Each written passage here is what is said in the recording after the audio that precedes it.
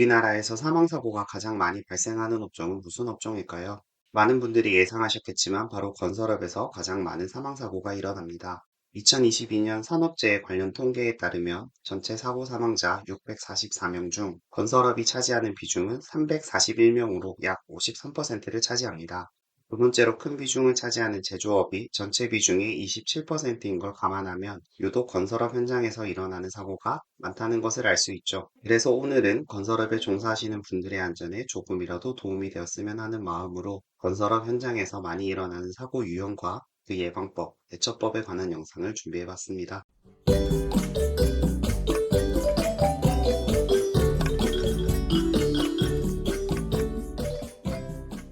사망사고가 가장 많이 발생하는 업종은 건설업이었죠.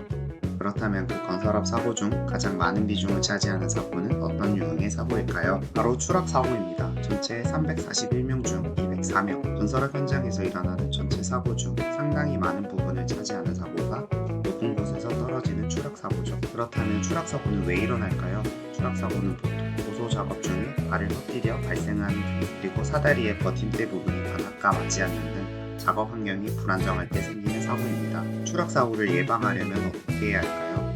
높은 곳에서 작업 시에는 반드시 추락 위험이 있는 곳을 확인해서 이런 위험한 장소에는 반드시 안전망, 난간 등 추락 방지 장비를 설치해야 합니다. 특히나 작업자가 넘어졌을 때도 추락을 방지할 수 있게 말이죠. 또한 작업자는 추락 방지 안전대와 같은 보호 장비를 꼭 착용해야 합니다. 그런 일이 있으면 안 되겠지만 추락사고가 실제로 발생했을 때 저는 어떻게 해야 할까요? 즉시 119에 신고하고 이식이 없는 경우 심폐소생술, 출혈이 있다면 압박으로 지혈하는 등 응급처치를 해야겠습니다. 혹여나 추락자가 경추나 척추 손상이 의심되는 경우에는 환자를 함부로 이동시키지 않고 가능하다면 부목으로 고정하는 등 적절한 응급처치로 더 큰 후유증이 남지 않도록 해야 합니다. 추락사고에 이어 두 번째로 많은 비율을 차지하는 사고는 깔림사고입니다. 깔림사고는 왜 일어날까요? 깔림사고의 원인은 크게 구조물이나 토사의 붕괴, 그리고 기계 장비의 전도 두 가지로 나눠볼 수 있습니다. 먼저 붕괴사고. 붕괴사고는 공사 중인 구조물이나 토사가 무너져 작업자가 그 밑에 깔려버리는 경우입니다. 붕괴사고를 예방하려면 어떻게 해야 할까요? 먼저 구조물의 붕괴를 막으려면 철근이나 콘크리트, 재료의 품질을 꼭 체크하고 시공 기준과 시공 과정을 정확하게 준수해야 합니다. 또한 시공 후에도 부하 테스트를 실시하는 등 점검을 통해 이상이 없는지 확인해야겠죠.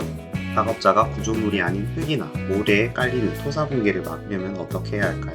가장 먼저 작업을 시작하기 전에 철저한 집안 조사를 하고 필요하다면 집안을 강화하는 작업이 필요합니다. 흙막이 등 안전장치 설치도 필수겠죠. 또한 토사 붕괴 사고는 날씨에 큰 영향을 받습니다. 흙이나 모래는 물과 만나면 단단할 수가 없죠. 그럼 자연스레 토사 붕괴 위험이 높아집니다.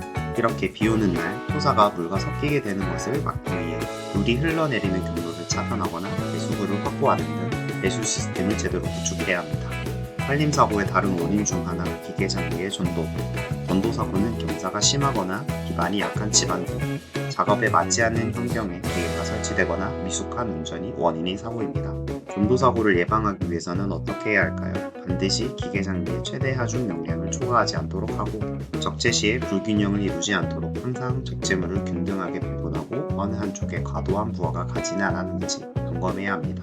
또한 타이어의 마모 상태를 확인하는 등 정기적으로 기계 장비를 점검하고 수리해야겠죠. 이러한 깔림사고가 발생했을 때는 부상자를 구조하는 작업이 필요합니다. 하지만 급한 마음에 무리한 구출을 시도하다 보면 2차적인 추가 사고가 일어날 수 있죠. 이를 막기 위해서 기계 장비를 안전하게 차단하고 토사나 구조물이 추가적으로 붕괴되지 않도록 주의하며 반드시 전문가의 구조 지원을 받아 안정적인 구조 작업이 이루어지도록 해야 합니다. 구조한 이후에는 최대한 신속한 치료를 받을 수 있도록 해야겠죠. 세 번째는 끼임 사고입니다. 끼임 사고는 도로 포장 중인 롤러 기계와 바닥 사이에 발이 끼이거나 콘크리트 믹서기에 전원을 끄지 않고 청소를 하다가 기계가 회전하면서 손이 끼이는 등 작업자의 부주의나 기계 안정장치나 기계 그 자체의 오작동으로 인해 발생하는 사고입니다. 제조업에서는 이 끼임 사고가 전체 사망사고 중 가장 큰 비율을 차지하고 있죠. 이러한 끼임 사고는 어떻게 예방할 수 있을까요? 비상 정지 버튼, 운전 울타리 등 현장과 장비에 안전장치가 잘 설치되어 있는지 확인하고 작업 전후로 작업자와 기계 조작자 간의 충분한 협의가 필요합니다. 또한 손이 어딘가에 끼었을 때 이를 보호해주는 핸드 글러브를 착용하는 등 작업자는 작업에 맞는 안전장비를 착용해서 안전을 지켜야겠습니다. 네 번째는 부딪힘 사고입니다. 부딪힘 사고는 현장에서 작업자와 이동 중인 차량이 충돌해서 발생하는 사고인데요. 게임 사고처럼 작업자와 운전자 간의 소통이 중요하겠습니다.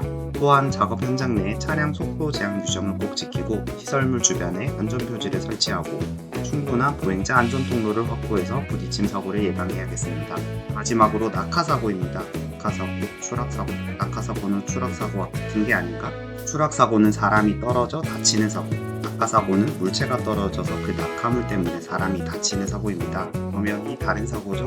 낙하사고의 예방책은 벽돌이 모여있는 곳에 낙하물 방지망을 설치하는 등 낙하 방지 장비를 철저히 설치하고 작업자는 안전모를 반드시 착용해서 혹여나 낙하물에 맞았을 때도 큰 부상으로 이어지지 않도록 조심해야겠습니다. 여러분은 어렸을 적 어디 다녀오겠습니다 하면 부모님께서 무슨 말을 해주셨나요? 저는 항상 부모님께서 차 조심해라 하셨던 기억이 납니다. 아마 많은 분들이 어렸을 때부터 집에서는 부모님께서, 학교에서는 선생님께서 다치지 마라, 하지 마라, 건강 조심하라는 말씀을 많이 하셨던 기억이 있으실 텐데요. 성인이 된 이후에도 운전 조심해라, 몸 건강한 게 최고다, 건강과 관련된 이야기는 언제, 어디서나 항상 빠지지 않습니다. 또 그럴 게 다치고 아프면 정말로 다른 게 다 무슨 소용이겠어요. 첫째도 건강, 둘째도 건강. 항상 모두 안전하시고 건강하셨으면 좋겠습니다. 지금까지 수박서리단이었습니다. 감사합니다.